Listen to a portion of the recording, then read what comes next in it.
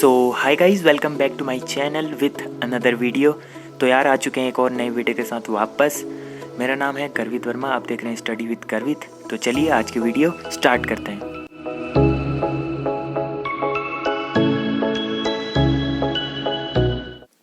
तो यार देखो, कल तक हमने 17 यूनिट कंप्लीट कर चुके थे, ठीक है।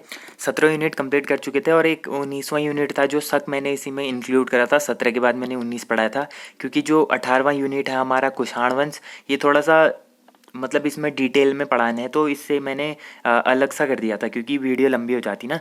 तो कल तक हमने 17 यूनिट कंप्लीट कर दिए थे और 19वां यूनिट हमने पढ़ा था, जिसमें हमने 17वां यूनिट क्या पढ़ा था, भारत में यवन राज्य थे ना, जो भारत के यवन राज्य, तो वो उन चीज़ों के बारे में पढ़ा था। भारत में यवन राज्य, ठीक है, जो भारत में विदेशी लोग आए, सिकंदर आया, सेल्यूकस निकेटर आया, डेमेट्रियस प्रथम आया, हिंदी यूनानी आए, सब आए थे ना।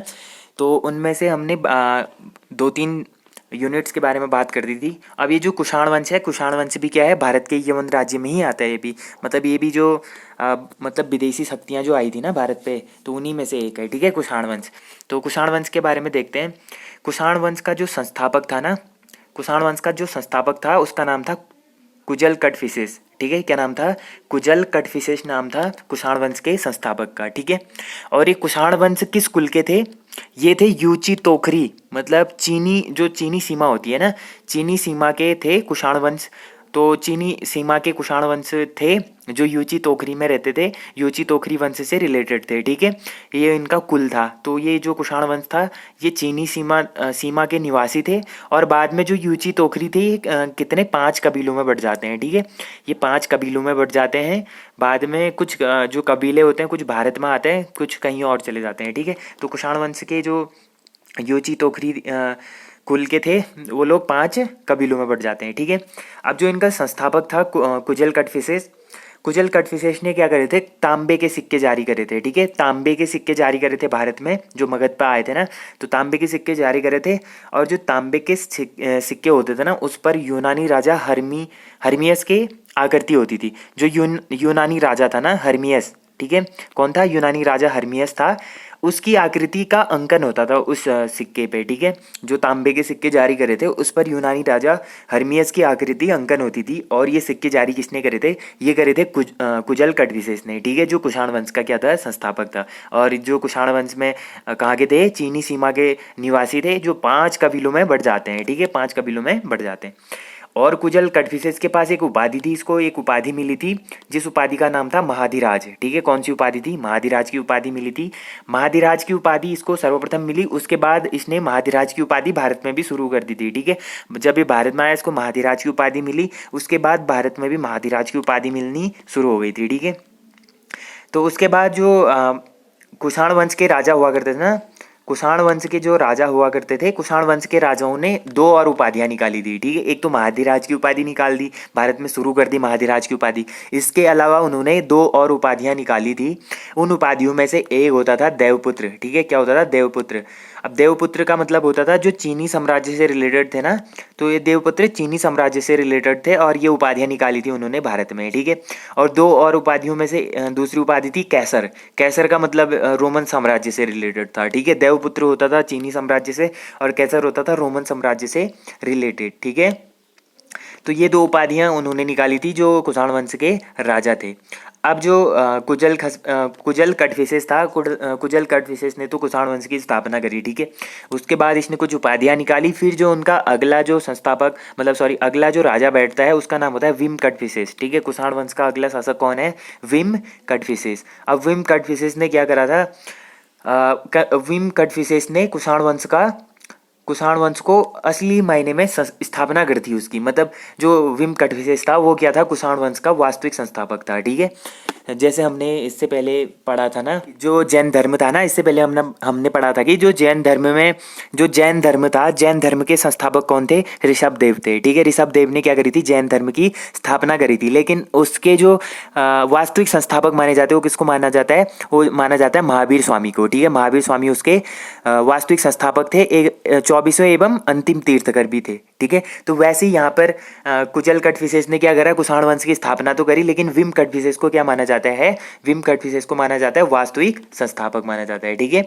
तो उसके बाद आता है विम कटफिसेस के बारे में। विम कटफिसेस ने क्या करा था, शुद्ध सोने के सिक्के जारी करे थे। उसने क्या करे थे, कुजल कटफिसेस ने, उसने करे थे तांबे के सिक्के जारी, ठीक है, उसने तांबे के सिक्के जारी करे। लेकिन इसने क्या कर दिए, विम कटफिसेस ने, इसने कर दिए सोने के सिक्के जारी, ठीक है, सोने के सिक्के जारी करे।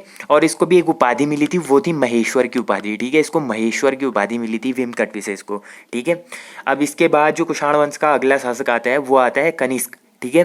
कनिष्क के बारे में हमने बहुत कुछ सुना होगा, ठीक है। तो अगला शासक, जो इनका अगला शासक है वो है कनिष्क। कनिष्क कहाँ का, कुषाण वंश का, ठीक है। कुषाण वंश का अगला शासक कौन, कनिष्क। तो कनिष्क का जो कार्यकाल रहता है वो रहता है 78 ईस्वी से 105 ईस्वी तक, ठीक है। 78 AD से लेकर 105 AD तक, 78 AD से 105 AD तक इसका क्या रहता है, कार्यकाल चलता है। और 78 ईस्वी में ये क्या हुआ था, गद्दी पर बैठा था, मतलब 78 ईस्वी में गद्दी पर बैठा और 105 ईस्वी तक ये गद्दी पर बैठा था, ठीक है।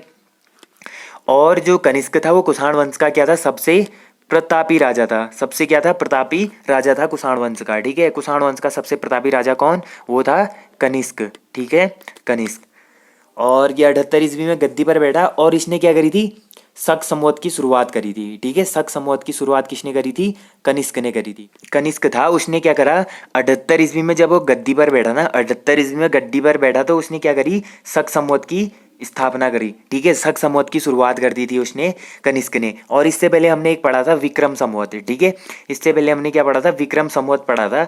तो विक्रम संवत की शुरुआत कैसे हुई थी, विक्रम संवत की शुरुआत हुई थी 58-57 BC में, मतलब 58-57 ईसा पूर्व इसकी शुरुआत हुई थी विक्रम संवत की। वो करा किसने था, जो उज्जैन का स्थानीय राजा था ना, कहाँ का, उज्जैन का स्थानीय राजा था, उसने क्या करा था, शकों को हराया था। जो हमने कल शक पढ़े थे ना, शकों को हराया था, जो उज्जैन में जो शक आए थे उनको हराया था, उज्जैन के स्थानीय राजा ने उनको हरा दिया था।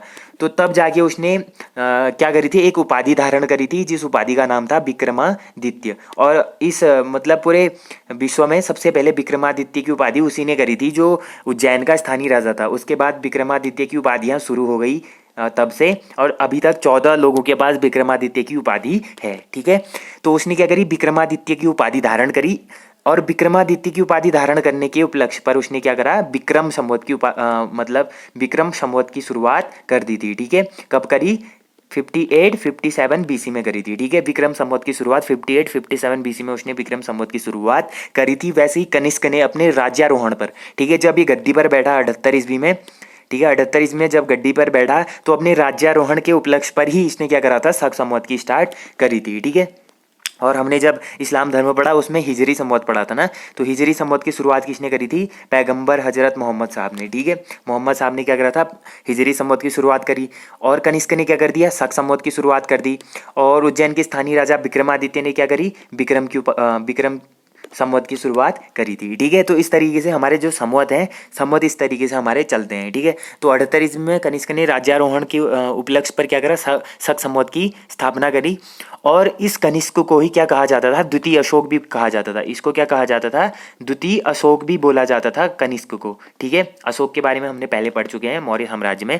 तो जो अशोक था तो उसी के नाम पर इसको द्वितीय अशोक भी बोला जाता है कनिष्क को, ठीक है। कभी क्वेश्चन आ गया द्वितीय अशोक किस शासक को या किस राजा को कहा जाता है, तो वो था कनिष्क, ठीक है, जिसको द्वितीय अशोक कहा जाता था, ठीक है। और कुषाण वंश का सबसे प्रतापी राजा भी यही था, ठीक हो गया। और जो अभी हमारा जो संवत चलता है ना, हमारा कौन सा संवत चलता है, वो हमारा शक संवत ही चलता है, ठीक है। इसकी शुरुआत कब हुई, 78 ईस्वी में हुई थी, ठीक है, 78 ईस्वी में हुई थी। तभी हमारा क्या रहता है, 78 साल का अंतर रहता है, ठीक है, 78 साल का अंतर रहता है। और जब आप उसमें देखोगे इंडिया का जो कैलेंडर होगा ना, हमारा जो संवत के हिसाब से जो हमारा कैलेंडर होता है उसमें अलग ही चल रहा होता है डेट। और जो वर्ल्ड कैलेंडर होता है, जो हम अभी डेट देखते हैं 2022 आज इतनी तारीख है करके ना, तो वो कैलेंडर अलग होगा। जो हमारा शक संवत वाला कैलेंडर होता है, कैलेंडर अलग होता है, उसमें 78 ईस्वी लेट चल रहा होता है, ठीक है। 78 ईस्वी क्या होता है, लेट चल रहा होता है। अभी 2022 है तो उसमें कम चल रहा होगा, ठीक है। इस तरीके से चलता है 78 ईस्वी में, क्योंकि उसकी शक संवत की क्या हुई थी, शुरुआत हुई थी। तो हमारा जो संवत चलता है, हमारा जो संवत है वो है शक संवत। और कैलेंडर भी हमारा कि भारत का कैलेंडर किस हिसाब से चलता है, वो चलता है शक संवत के हिसाब से, ठीक है। और ये कौन से कैलेंडर पर आधारित है, जो हमारा शक संवत में भारत का कैलेंडर है, वह है ग्रिगोरियन कैलेंडर, ठीक है, ग्रिगोरियन कैलेंडर जो है उस पर आधारित है हमारा कैलेंडर। और मैंने इससे पहले मौर्य साम्राज्य में और उससे पहले भी बहुत सारी बौद्ध संगीतियाँ हुई थी ना, तो 3 बौद्ध संगीतियाँ उस टाइम हुई। चौथी बौद्ध संगीति हुई थी कनिष्क के समय में, ठीक है। कनिष्क के समय में क्या हुई थी, चौथी बौद्ध संगीति हुई थी, और वहाँ वो कहाँ हुई थी, कुंडल वन में हुई थी, ठीक है। कुंडल वन में हुई थी। कुंडल वन कहाँ पड़ता है, कश्मीर में पड़ता है, ठीक है, कश्मीर में पड़ता है कुंडल वन। वहाँ हुई थी चौथी बौद्ध संगीति, और उसके अध्यक्ष बनाए गए थे वसुमित्र को, ठीक है। कौन थे, वसुमित्र क्या थे, चौथी बौद्ध संगीति के अध्यक्ष थे। और दूसरे उपाध्यक्ष कौन थे, अश्वघोष। अध्यक्ष थे वसुमित्र, उपाध्यक्ष थे अश्वघोष, ठीक है।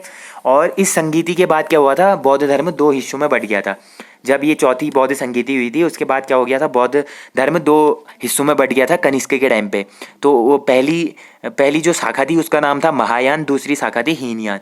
तो ये महायान और हीनयान 2 शाखाओं में बट गया था।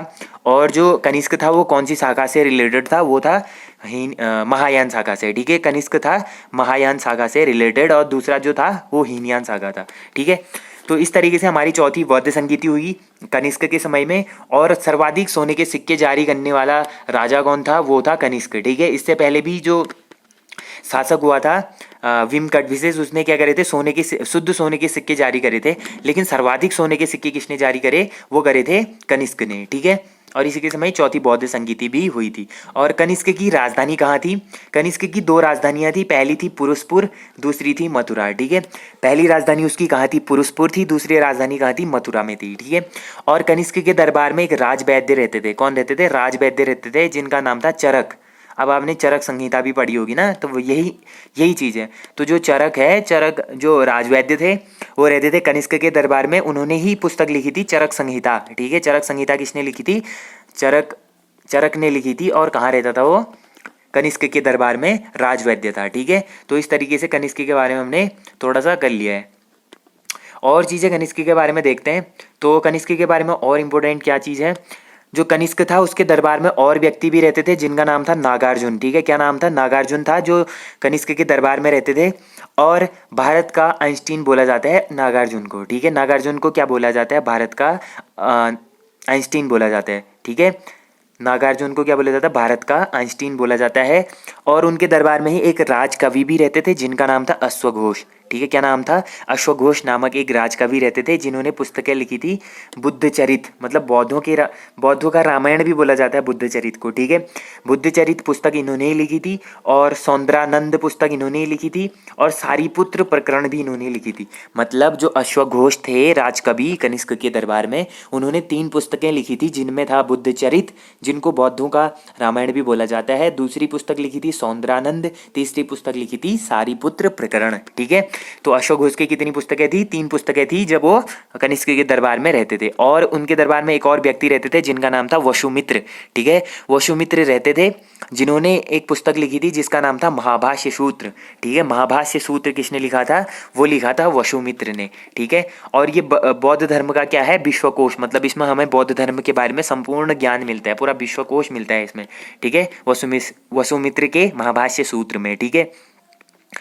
और इनके टाइम पर और चीज़ें क्या हुई थी, इनके टाइम पर हुई थी रेशम मार्ग पर नियंत्रण रखने वाला शासक। मतलब जो कुषाण वंश का जो शासक था कनिष्क, ये क्या था, रेशम मार्ग पर नियंत्रण रखने वाला शासक था। मतलब रेशम मार्ग जो होते थे उस टाइम पे, तो उस पर नियंत्रण था किसका, कनिष्क का, ठीक है। कनिष्क का नियंत्रण था, ठीक हो गया। तो उसके बाद मार्गों की सुरक्षा करने वाले कुषाण वंश, मतलब जो कुषाण वंश था ना, ये मार्गों की सुरक्षा रखने वाले थे, ठीक है। और कनिष्क ने और क्या चीज़ करी थी, इसने करी थी गंधार शैली तथा मथुरा शैली का विकास। जो गंधार शैली था और मथुरा शैली थी उसका विकास करा था कुषाण वंश के कनिष्क ने, ठीक है। और कनिष्क की मृत्यु हो जाती है 102 ईस्वी में, ठीक है। 78 ईस्वी में ये गद्दी पर बैठा था, 102 ईस्वी में इसकी मृत्यु हो जाती है। और उसके बाद क्या होता है, हुइस्क नामक एक शासक बैठता है गद्दी पर, ठीक है। कनिष्क के बाद कौन बैठता है, हुइस्क नामक शासक बैठता है, ठीक है। हुइस्क, ठीक हो गया। तो हुइस्क नामक शासक बैठता है। और जो गंधार शैली होती थी, गंधार शैली क्या थी, ये तक्षशिला में गंधार कला के लिए प्रसिद्ध था। मतलब जो गंधार शैली थी वो तक्षशिला में चलती थी, ठीक है। सबसे ज़्यादा तक्षशिला में गंधार शैली चलती थी और गंधार कला के लिए प्रसिद्ध थी, ठीक है। कौन, तक्षशिला। तो उसके बाद जो हुइस्क नामक राजा बैठा था वो चतुर्भुजी विष्णु की आकृति, मतलब उसने एक मतलब निर्माण कार्य करा था। किसने? हुइस्क ने एक निर्माण करा था। वो क्या करा था? चतुर्भुजी मतलब चार भुजाओं वाले विष्णु की एक आकृति बनाई थी। ठीक है, उसने चार भुजाओं वाले एक विष्णु की आकृति बनाई थी। और जो अंतिम शासक था कुषाण वंश का वो था वासुदेव। और जो कुषाण राजा होते थे वो देवपुत्र कहलाते थे। क्या कहलाते थे? देवपुत्र कहलाते थे कुषाण राजा। ये भी आ सकता था देवपुत्र किस वंश के राजाओं को कहा जाता था? वो कहा जाता कुषाण वंश के राजाओं को। ठीक है, कुषाण वंश के राजाओं को क्या कहा जाता था? देवपुत्र कहा जाता था। और कुषाण काल में सबसे अधिक विकास हुआ, जिस चीज़ का विकास हुआ वो था वास्तुकला। ठीक है, वास्तुकला के क्षेत्र में सबसे ज़्यादा विकास हुआ था। वास्तुकला के क्षेत्र में वो हुआ था कुषाण काल में। ठीक है, कुषाण काल में सबसे ज़्यादा वास्तुकला के क्षेत्र में विकास हुआ था। और इसी काल में बुद्ध की खड़ी प्रतिमा का निर्माण हुआ था। जो बुद्ध की प्रतिमा बनी थी वो इसी के टाइम पे बनी थी। मतलब कुषाण वंश के टाइम पे ही क्या बनी थी? बुद्ध की प्रतिमा बनी थी, जो खड़ी प्रतिमा थी। मतलब ठीक है, खड़ी हुई, बैठी वाली प्रतिमा तो बनी होंगी उस टाइम पे, लेकिन जो खड़ी प्रतिमा थी वो इन्हीं के टाइम पे बनी थी। ठीक है, तो इस तरीके से कुषाण वंश का हमने हिस्ट्री आज पूरा पढ़ लिया है। तो आगे जो हमारा आने वाला है कुषाण वंश के बाद हम पढ़ेंगे गुप्त साम्राज्य। ठीक है, गुप्त साम्राज्य में हम जो पढ़ने वाले हैं श्रीगुप्त, घटोत्कच, चंद्रगुप्त प्रथम, समुद्रगुप्त। जो मैंने कल एक क्वेश्चन पूछा था ना, उसका आंसर नहीं दिया था आप लोगों ने। ठीक है, भारत का नेपोलियन किसको बोला जाता था? वो बोला जाता था समुद्रगुप्त को। ठीक है, भारत का नेपोलियन कौन था? समुद्रगुप्त था। वो बोला किसने था? Vincent Smith. ठीक है, एक व्यक्ति थे विंसेंट स्मिथ ने क्या बोला था इनको? भारत का नेपोलियन बोला था। किसको? समुद्रगुप्त। तो कल इनके बारे में ही चर्चा करेंगे, गुप्त साम्राज्य के बारे में। तो आज हमारे कितने हो गए? 17 और 19 कल पढ़ा, 18वां आज पढ़ा। तो हमारे 19 यूनिट कंप्लीट हो चुके हैं। कल हमारा 20वां यूनिट होगा गुप्त साम्राज्य। ठीक है, गुप्त वंश और गुप्त साम्राज्य के बारे में अच्छे से बात करेंगे। तो यार आज का सेशन यहीं तक था। तो आई होप आप लोगों को वीडियो पसंद आया होगा। अगर वीडियो पसंद आया तो मेक श्योर वीडियो को लाइक करना और वीडियो को ज़्यादा से ज़्यादा शेयर करना। और चैनल पे जो लोग नए आ रहे हैं चैनल को सब्सक्राइब भी कर देना और प्यारा सा कमेंट करना। और बाकी जो भी चीज़ें होती हैं कमेंट में बताना। तो मिलते हैं एक ऐसे ही नेक्स्ट सेशन में। तब तक के लिए take care, bye bye. Like और शेयर ठोक दीजिए, महाकाल का दबा के लाइक और शेयर ठोक दीजिए। 5000 लौटे दिख जाना चाहिए। ये 4000 के लिए मैं यहाँ पे नहीं खड़ा हूँ। पूरा साल मेहनत करता हूँ आपके लिए बेटा। ऐसा नहीं चलेगा, ऐसा नहीं चलेगा। लाइक ठोकी दबा के, लाइक ठोकी।